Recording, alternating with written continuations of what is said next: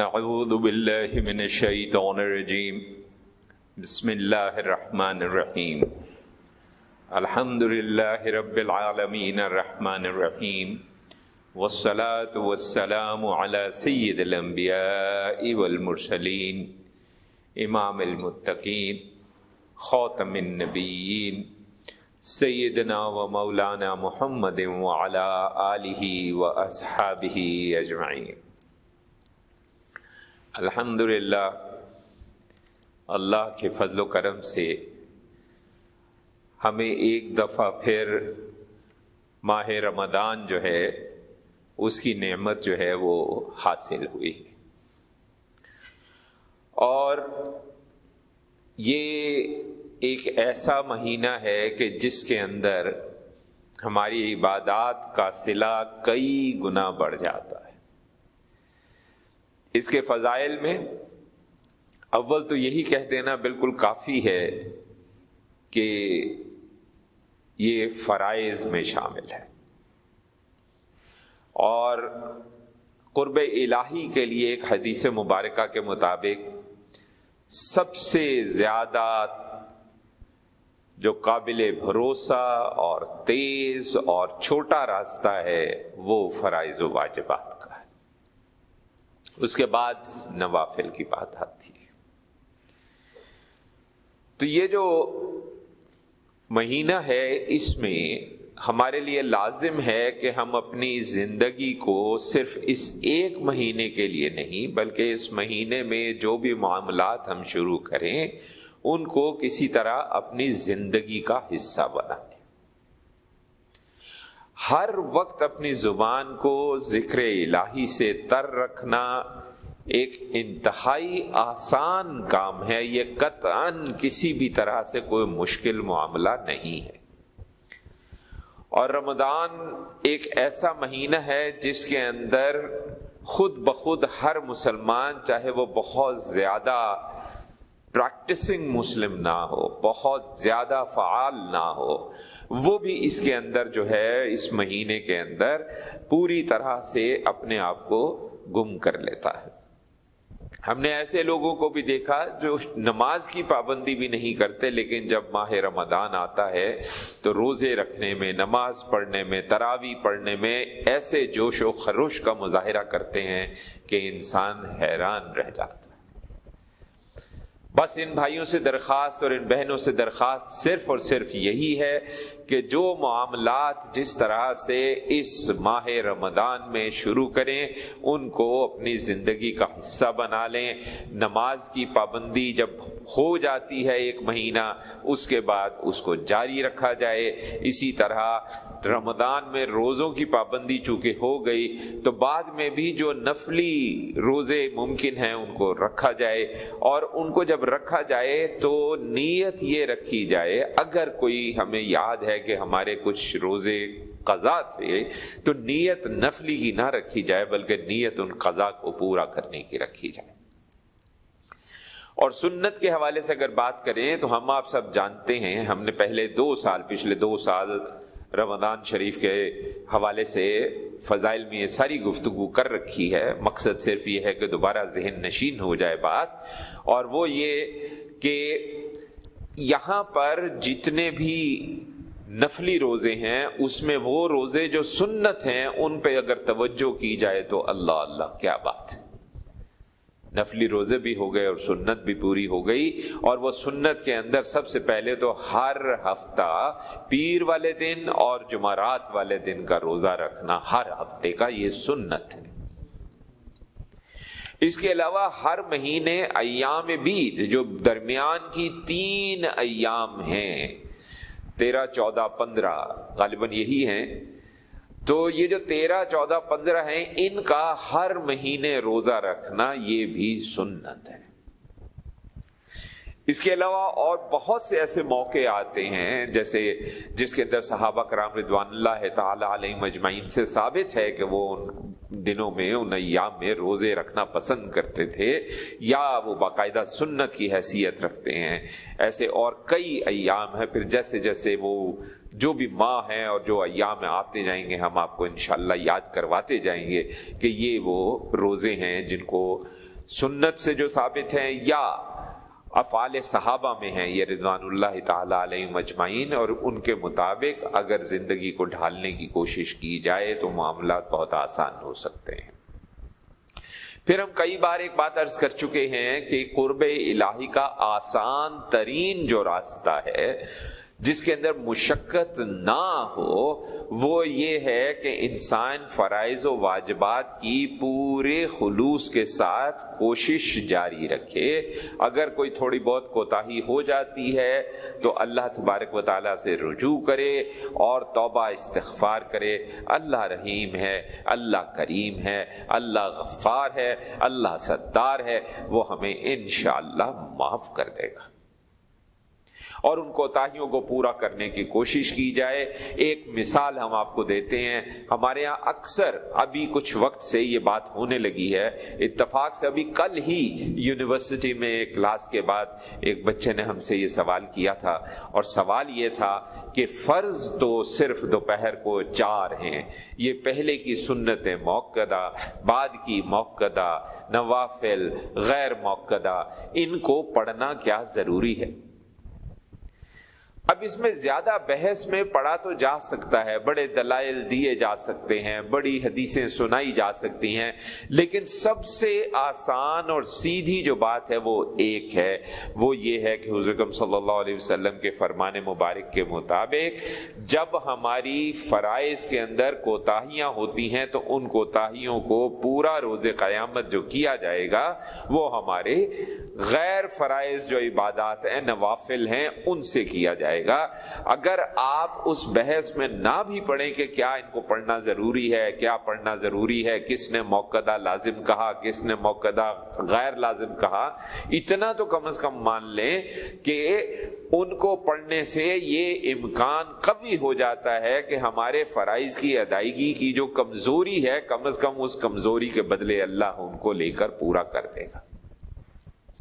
اب جو دلائل میں پڑھ کے اور بحث میں پڑھ کر اس چکر میں پڑ جائے کہ جناب فرض تو صرف 4 ہیں، یہ باقی پڑھنے کی کیا ضرورت ہے، افسوس اور دکھ کا مقام تو یہ ہے کہ کچھ لوگ ایسے بھی ہیں جو باقاعدہ پڑھنے والوں کو منع کرتے ہیں اور روکتے ہیں۔ ہمارے ایک عزیز اللہ تعالیٰ ان کے درجات بلند فرمائے، روحانی بڑے بلند مقام پر فائز تھے، انتقال ہو گیا اور بڑی جوانی میں انتقال ہو گیا ان کا، اللہ تعالیٰ ان کے درجات مزید بلند فرمائے، اور روحانی مقامات کی ان کے تصرفات کی جو ہے وہ اس پہ ہمیں کوئی شبہ نہیں ہے، اور بے تحاشا لوگوں نے ان کو وصال مبارک کے بعد بھی بڑے اچھے حال میں دیکھا ہے۔ انہوں نے ایک دفعہ نماز کے بعد جو ہے وہ ہم سے پوچھا، ہمیں کہا کہ جناب اس طرح سے یونیورسٹی میں نماز کے کمرے سے نماز پڑھ کے باہر نکل رہا تھا تو ایک بچے نے مجھ سے باقاعدہ کہا ہے کہ یہ باقی نماز آپ کیوں پڑھ رہے ہیں، اس کو پڑھنے کی ضرورت نہیں ہے۔ استغفر اللہ۔ ہم صرف یہ کہتے ہیں کہ جناب آپ نہیں پڑھنا چاہتے تو آپ کی مرضی ہے، آپ جانے رب جانے، ہمارا مشورہ اور ہماری رائے یہی ہے کہ نہ صرف موقدہ پڑھیں بلکہ غیر موقدہ بھی پڑھیں، بلکہ نوافل بھی پڑھیں، بلکہ اس کے علاوہ بھی نوافل پڑھیں، کیونکہ ہماری جتنی کوتاہیاں ہیں، ہم میں سے کتنے لوگ ہیں جو یقین کے ساتھ یہ بات کر سکتے ہیں کہ ہمارے فرائض جو ہیں وہ بالکل کامل ہیں۔ گو کہ ہمارا ایمان ہے کہ اولیاء اللہ علیہم الرحمہ کے فرائض جو ہیں وہ کامل ہوتے ہیں، یہ ہمارے ایمان کا حصہ ہے، لیکن یہ جملہ تو ہمارے اولیاء نے بھی نہیں کبھی کہا کہ ہمارے فرائض جو ہیں وہ کامل ہیں۔ اور انہوں نے بھی نہ صرف یہ کہ موقدہ پڑھی، غیر موقدہ پڑھی، نوافل پڑھے، بلکہ انہوں نے وہ نوافل بھی پڑھے جو کہ کسی بھی طرح سے ہم پر لازم نہیں تھے۔ انہوں نے نبی کریم صلی اللہ علیہ وسلم کی اتباع کو ضروری جانا، اطاعت تو ہے ہی ہے، اتباع کو ضروری جانا۔ انہوں نے یہ دیکھا کہ نبی کریم صلی اللہ علیہ وسلم رات کو عبادت کرتے تھے، انہوں نے کہا ہمیں بھی عبادت کرنی چاہیے۔ یہ ٹھیک ہے کہ اللہ تبارک و تعالیٰ کے حکم کے مطابق نبی کریم صلی اللہ علیہ وسلم پہلے کچھ نیند پوری کر کے اٹھتے تھے، کیونکہ پہلے جب وہ مسلسل انہوں نے عبادت کی تو اللہ تبارک و تعالیٰ نے ان کو منع فرما دیا اور کہا کہ کچھ پہلے آرام کیا کریں. ہم آپ اس بات سے واقف ہیں، اس پہ قرآن مجید میں آیات جو ہیں وہ موجود ہیں. تو اولیاء اللہ جو ہیں علیہم الرحمہ، انہوں نے بھی یہی کیا کہ رات کو کچھ تھوڑا سا آرام کیا اور اس کے بعد اٹھ کے کثرت کے ساتھ عبادت کی، کبھی قرآن مجید کی تلاوت کی، کبھی نوافل کی کثرت کی. اب جو شخص، اور خالی اولیاء کیا، آپ صحابہ کی بات کیجئے، صحابہ کرام رضوان اللہ تعالی علیہم اجمعین کی بات کیجئے. کتنے ایسے صحابہ اور صحابیات آپ کو ملیں گے جن کے بارے میں کبھی نہ کبھی کسی وقت حضور اکرم صلی اللہ علیہ وسلم نے جنت کی بشارت دے رکھی. یہ میرے بیٹے، کیا آپ نے نہیں فرمایا کہ یہ میرے بیٹے جنت میں جوانوں کے سردار ہوں گے؟ اب یہ تو گارنٹی مل گئی. کیا اپنی صاحبزادی رضی اللہ تعالی عنہا کے بارے میں نہیں کہا کہ یہ خواتین کی سردار ہوگی؟ گارنٹی مل گئی. یا حضرت علی رضی اللہ عنہ کے بارے میں، یا جو ہم جانتے ہیں کہ عشرہ مبشرہ ہیں، ان کے بارے میں حضور اکرم صلی اللہ علیہ وسلم نے گارنٹی دے دی. لیکن اس کے باوجود انہوں نے اپنی زندگی کو اللہ کے ذکر سے تر رکھا، نوافل سے تر رکھا، فرائض و واجبات سے تر رکھا، اور ہر قسم کے معاملات سے تر رکھا. عثمان رضی اللہ تعالیٰ عنہ کو یہاں تک فرما دیا کہ آج کے بعد جو مرضی کر دو تمہیں معافی ہے. لیکن آپ نے کیا کیا؟ آپ کی تو شہادت بھی قرآن پڑھتے ہوئے ہوئی. یہ بڑا اہم نقطہ ہے کہ کسی کو کسی بھی موقع پر عبادت سے روکنا یہ انتہائی گناہ ہے، انتہائی زیادتی ہے، انتہائی ظلم ہے. یہ ہاں، اگر کوئی ایسی ساعت ہے، کوئی ایسا دن ہے، کوئی ایسا موقع ہے جس پہ حضرت صلی اللہ علیہ وسلم نے باقاعدہ منع کیا ہو تو پھر ہمیں منع کرنا چاہیے. ورنہ اتباع کا تقاضا یہ ہے کہ آپ نے جو پسند کیا، چاہے وہ ہم پہ لازم نہیں کیا، ہمیں وہ بھی کرنا چاہیے. آپ نے جو خود کیا لیکن امت کو نہیں کہا، ہمیں وہ بھی کرنا چاہیے. اس کے علاوہ بہت سے معاملات میں ہم کوتاہی کرتے ہیں. رمضان شریف آ رہا ہے، تراویح کا سلسلہ شروع ہوگا. ایک چیز بڑی اہم ہے سمجھنے والی، پڑھنے والوں کے لیے بھی، پڑھانے والوں کے لیے بھی. دیکھیں، کچھ چیزیں فقہی فیصلے ہیں، آپ ان سے اختلاف کر سکتے ہیں اگر آپ کا اس فقہ سے تعلق نہیں ہے اور کسی اور فقہ کے مطابق آپ فیصلے کرتے ہیں. اور فقہ کیا ہے اس کا بڑا مختصر سا ہم نے پچھلی ہی نشست میں، اگر ہمیں صحیح یاد ہے تو تذکرہ کیا تھا کہ فقہ کیا ہے. اور ہم نے تذکرہ کیا تھا ہمارے فقہا کے فیصلوں میں جو فرق ہے وہ کیوں ہے. اس کا ہلکا سا ہم نے ایک جو نمونہ جو ہے وہ پیش کیا تھا 2-3 مثالیں دے کر، کہ بہت سی روایات، بہت سی حدیث ایسی ہیں، ایک فقیہ نے تسلیم کی، ایک فقیہ نے تسلیم نہیں کی. جس نے تسلیم کی اس کے پاس اپنے دلائل اور ثبوت ہیں، جس نے تسلیم کی اس کے پاس اپنے دلائل اور ثبوت ہیں. اسی لیے ہم نے کہا کہ یا تو اتنا علم حاصل کر لیا جائے اور پھر بحث کی جائے، یا پھر خاموشی سے کسی صاحب علم کی تحقیق پر بھروسہ کر لیا جائے. یہی 2 باتیں ہو سکتی ہیں. بغیر علم کے اپنی مرضی کرنا جو ہے یہ خوفناک معاملہ ہے. اس میں شدید گمراہی کا خدشہ ہے. اس میں شاہ ولی اللہ محدث دہلوی رحمت اللہ علیہ، ہم رحمت اللہ علیہ اس لیے کہہ رہے ہیں، ہمارے یہاں کچھ علماء ایسے ہیں جو ان کے بارے میں کچھ غلط قسم کی باتیں کرتے ہیں، وہ غلط فہمی کا شکار ہیں.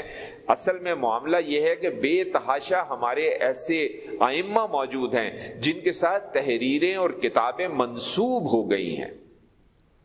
ہمیں یاد ہے ایک اللہ کے ولی گزرے ہیں رحمت اللہ علیہ، ان کے ساتھ 900 سے زیادہ کتابیں منسوب ہیں، جبکہ مستند روایات سے یہ پتہ چلتا ہے کہ انہوں نے لکھی صرف 300 اور کچھ تھی. تو اگر 300 اور کچھ انہوں نے لکھی ہیں اور 900 اور کچھ منسوب ہو گئی ہیں تو اس کا مطلب ہے 600 سے زیادہ کتب ایسی ہیں جو ان کے ساتھ لگا دی گئی ہیں. اب ظاہر ہے جس کی نظر سے وہ کتاب گزرے گی جس کے اندر کوئی گمراہ کن بات ہے اور وہ ان سے منسوب ہوگی تو ظاہر ہے وہ تو غلط فہمی میں پڑے گا ہی، بشرطے کہ وہ صاحب علم ہو اور اس کو اندازہ ہو کہ یہ تحریر ان کی نہیں. اور پتہ چل جاتا ہے، ایسی بات نہیں ہے، پتہ چل جاتا ہے. کئی ایسی کتب ہیں جس کے اندر آپ پڑھنا شروع کرتے ہیں تو آپ کو پتہ چلتا ہے کہ اسلوب بیان ایک دم بہت زیادہ بدل گیا ہے، تو وہاں پہ شک کرنا چاہیے کہ کیا اس تبدیلی سے پہلے والی تحریر ان کی ہے یا بعد والی تحریر ان کی ہے. کئی بار تحریر میں براہ راست شریعت سے ٹکراؤ والی باتیں آ جاتی ہیں، فوراً ہمیں سوچنا چاہیے کہ ایک ایسا صاحب علم شریعت کے خلاف بات کر کیسے سکتا ہے، اور چونکہ ہمارا ایمان ہے کہ وہ نہیں کر سکتا ہے تو ہمیں حسن ظن رکھنا چاہیے اور اچھا گمان رکھنا چاہیے اور کہنا چاہیے کہ ہم نہیں مانتے کہ وہ یہ بات کہہ سکتے تھے. یا اگر انہوں نے کہی ہے تو اس کا کوئی ایسا سیاق و سباق ہے جو جس سے ہم واقف نہیں ہیں، اس کا کوئی پس منظر ہے جس سے ہم واقف نہیں ہیں. کئی تحریریں ایسی ہوتی ہیں جو پس منظر کے ساتھ کچھ اور مطلب دیتی ہیں اور بغیر پس منظر کے کچھ اور مطلب دیتی ہیں. پھر کئی بار ایک ہی لفظ کے بے تحاشا معنی ہوتے ہیں، ہم غلطی سے ایک معنی لے کر تو خام خواہ ہاتھ میں لٹھ اٹھا لیتے ہیں، اور کئی بار دوسرا معنی لگایا جائے تو وہی بات جو ہے وہ بالکل ٹھیک لگنے لگتی ہے. اس لیے علم کا ہونا ضروری ہے بات کرنے سے پہلے، اور تحقیق کا بڑا ضروری ہے بات کرنے سے پہلے.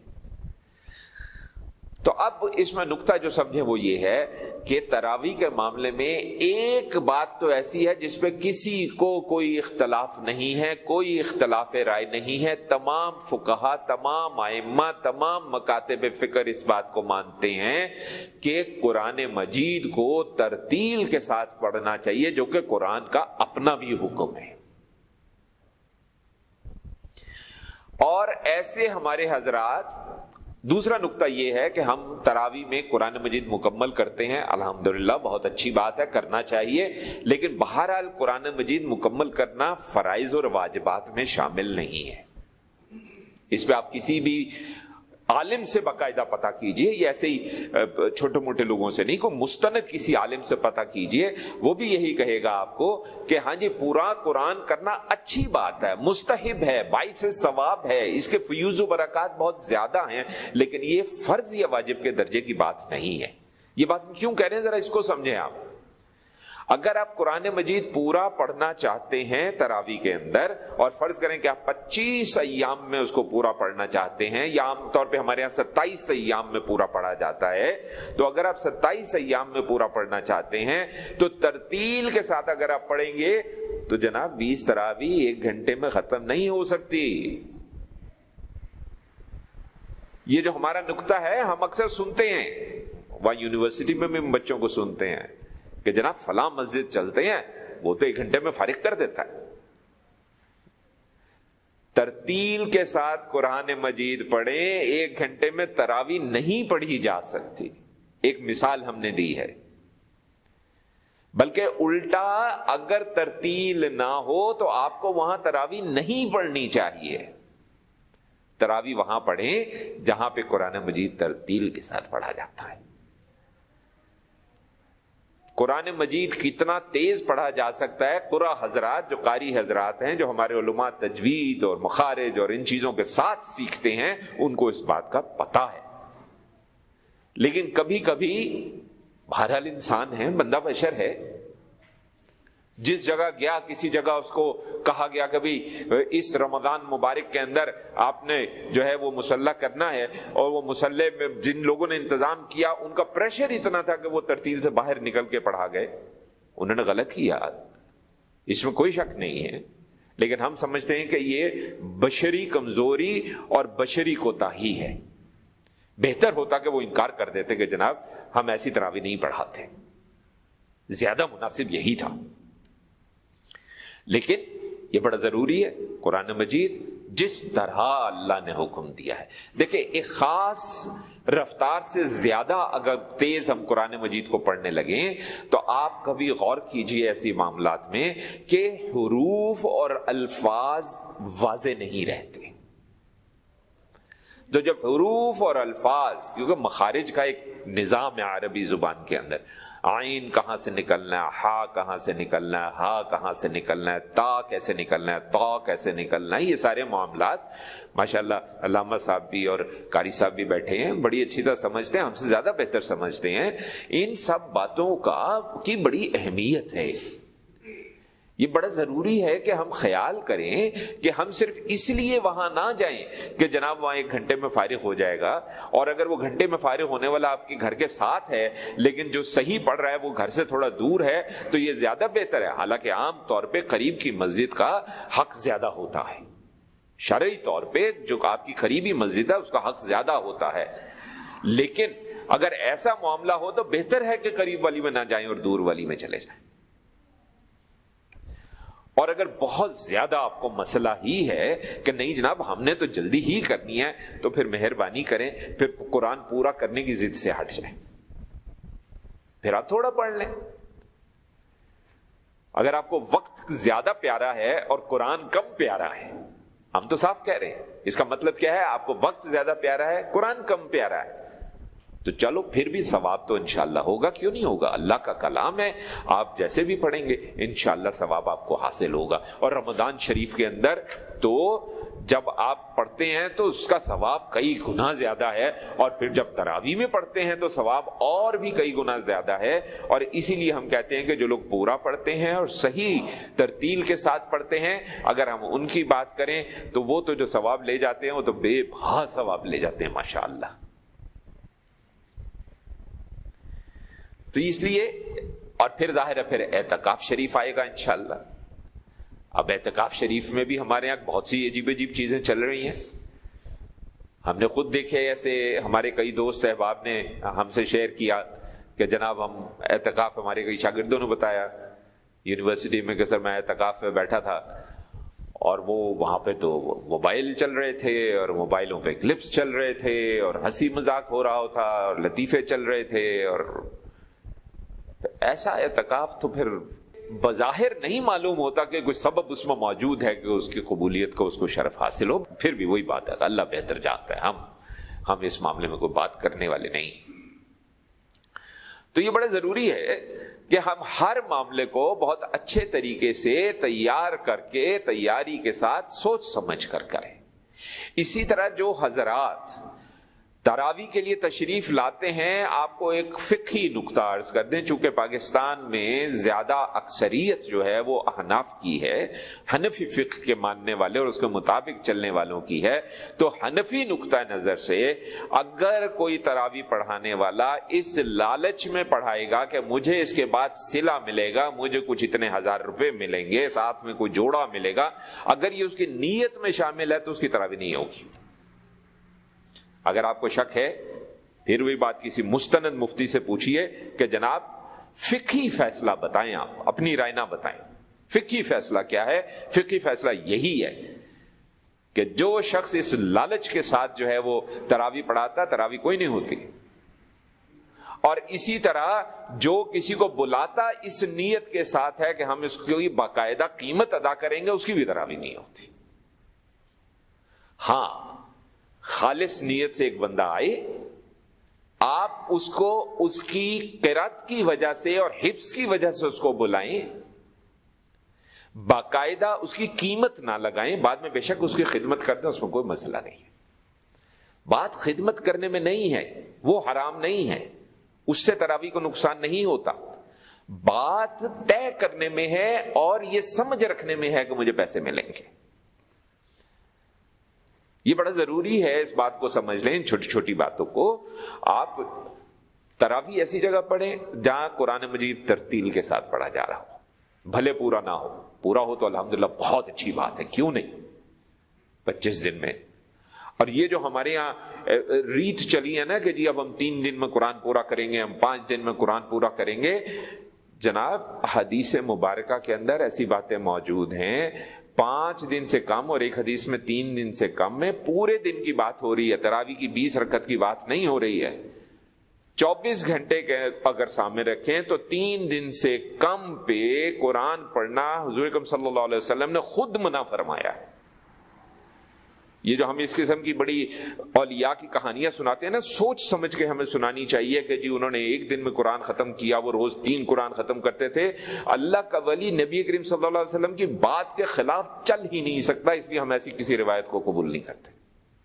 تو یہ ذرا سمجھنے کی ضرورت ہے، اور علم الحدیث کے مطابق چیزوں کو دیکھیں آپ۔ تو انشاءاللہ ابھی اللہ نے بڑا کرم کیا ہے، زندگی کا کسی کو کیا پتا، اس نے ہمیں زندگی میں پھر ایک دفعہ رمضان شریف دے دیا، ورنہ اگر وہ چاہتا تو اس سے پہلے ہمارا وقت آ جاتا، یہ رمضان ہمیں نہ حاصل ہوتا۔ اور یہ وقت آ رہا ہے، اگر اللہ نے ہماری زندگی رکھی ہے تو ایک کمال موقع ہے اپنی بخشش کروانے کا۔ آئیے ہم بخشش کروائیں، اور بخشش کروانے کے لیے کوئی ضروری نہیں ہوتا کہ آپ ساری ساری رات ہی جاگیں، ایسا کوئی ضروری نہیں ہے۔ آپ سارا دن، ہر وقت، جس وقت آپ ہوش میں ہیں، جاگے ہوئے ہیں، اپنی زبان کو ذکر الہی سے اور درود شریف سے تر رکھیں، بس ٹھیک ہے۔ اور اپنی استطاعت کے مطابق جتنا خدمت خلق کر سکیں، بس ٹھیک۔ اور روزے کی روح کو سمجھیں۔ روزے کا مقصد یہ نہیں ہے کہ سارا دن فاقہ کیا جائے، صبح بھی جما کر کھایا جائے اور شام کو بھی جما کر کھایا جائے، پتہ چلے جناب 6 روٹیاں کھا گئے، 10 سموسے کھا گئے۔ یہ روزہ نہیں ہوتا۔ ایسا کھانا جو ہمیں پیٹ میں جانے کے بعد اللہ کی یاد سے غافل کرے، اس کھانے سے بہتر ہے ہم نہ کھائیں۔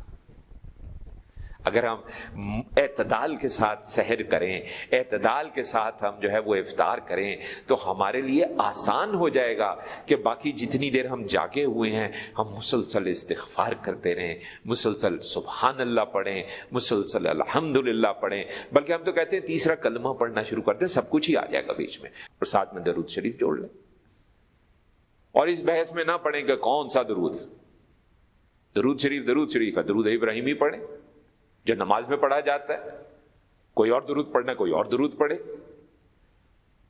ان چیزوں پہ بحثوں میں نہ پڑھیں، اللہ کے آگے حضوری پہ توجہ دیں۔ رب کے آگے کھڑے ہوں تو یاد کریں حدیث جبرائیل کے اندر کیا کہا۔ حضرت صلی اللہ علیہ وسلم نے حضرت جبرائیل امین علیہ السلام کو فرمایا کہ احسان کا درجہ کیا ہے کہ نماز پڑھ تو ایسے پڑھ کہ تو اللہ کو دیکھ رہا ہے، اور اگر یہ نہیں تو کم از کم اتنا ضرور ہو کہ اللہ تجھے دیکھ رہا ہے۔ ظاہر ہے کہ دیکھ رہا ان معنوں میں تو نہیں ہوتا نا، ہم نے اللہ کو نہیں دیکھا، نہ یہ آنکھیں رب کی ذات کو دیکھ سکتی ہیں، اس پہ ایمان ہے سب اہل سنت کا، لیکن وہ کیفیت تو ہو نا۔ آپ تھوڑی دیر کے لیے سوچئے کہ اگر آپ میں یہ کیفیت آ جائے کہ آپ قیام میں کھڑے ہیں، ہاتھ آپ نے باندھے ہیں اور فاتحہ شریف پڑھ رہے ہیں، اور آپ کہتے ہیں ایاک نعبد و ایاک نستعین، ہم تیری عبادت کرتے ہیں اور تیری عبادت کرتے ہیں، جب یہ لفظ ہم کہیں ہمیں ایسے لگے کہ ہم رب کے آگے کھڑے ہیں۔ اگر یہ کیفیت آ جائے، ہمیں آپ بتا دیں کتنی دیر آپ سکون کے ساتھ نماز پڑھ سکتے ہیں۔ یا خوف سے لرزہ طاری ہوگا، یا آنکھ سے آنسو بہیں گے، یا کم از کم آواز پھر رائے گی، یا اللہ تبارک و تعالی خوشی عطا فرمائے گا۔ کوئی نہ کوئی کیفیت ایسی ضرور آئے گی کہ آپ کی نماز نہیں رہے گی، وہ خالص بندگی ہو جائے گی۔ تو اللہ تعالیٰ، موضوع ایسا ہے، ہم بھی شروع ہوئے تو شروع ہی ہو گئے، وقت کچھ زیادہ لے لیا، اللہ تعالیٰ ہمیں توفیق دے۔ یہ تو باتیں ایسی ہیں کہ بندہ کرتا رہے تو گھنٹوں کرتا رہے، لیکن جمعہ کا چونکہ خیال بھی ہے وقت کا، اللہ تعالیٰ ہمیں اذن و توفیق بخشے، اور ہمیں ہم یہ ماہ رمضان بھی، اس سے پہلے بھی اور اس سے بعد بھی، رمضان شریف سے پیچھے کا یہ جو مہینہ ہے یہ بھی بڑا متبرک مہینہ ہے، اس پہ بھی کثرت عبادت جو ہے اس کے بڑی فضائل ہیں۔ تو اللہ تعالیٰ ہمیں توفیق دے، اذن دے کہ ہم یہ عجیب و غریب خرافات جو دنیاوی ہمارے ارد گرد پھیلی ہیں، چاہے وہ معاشرے کی ہیں، چاہے وہ سیاست کی ہیں، چاہے وہ کسی اور چیز کی ہیں، اس سے بندہ اللہ تعالیٰ ہمیں جو ہے وہ نجات عطا فرمائے، اور اپنے ساتھ جوڑنے کے لیے جو ہے وہ ہمیں ہدایت اور راستے سے نوازتے۔ وصلی اللہ علی خیر خلقہ سیدنا و مولانا محمد وعلی آلہ و اصحابہ اجمعین برحمتک یا ارحم الراحمین۔